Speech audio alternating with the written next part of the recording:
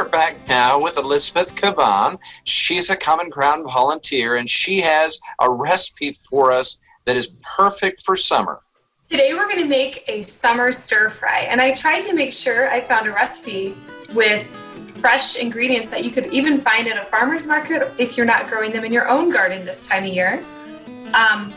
First, we're going to start with just a tablespoon of butter and a tablespoon of olive oil and some garlic, because everything's better with a little bit of garlic in it. We're going to do that over medium heat. Then you can add in your shrimp. And I like to buy my shrimp in a package so it's already deveined and ready to just pop in the pan. It makes the mealtime go just a little bit faster. All right, so after about 3 minutes, we're going to take the shrimp out of our pan, and then we're going to add the rest of our ingredients in.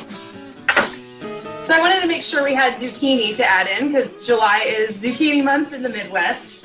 And you can cut them at a slight diagonal.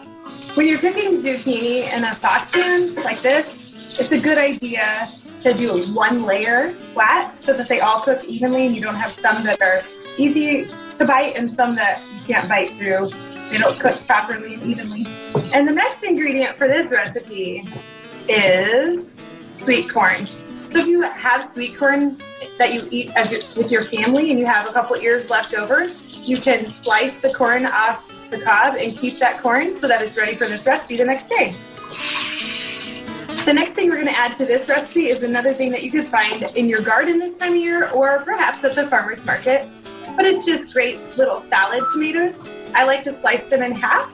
After you toss those ingredients in, then you're ready to get that shrimp that you took out a while ago and add it back into the pan.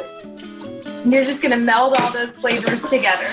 All right, and you're showing us a picture of finished product right now of what it looks like. Fantastic, a great stir fry for summer and featuring some Nebraska ingredients there as well. So thank you very much for being here today.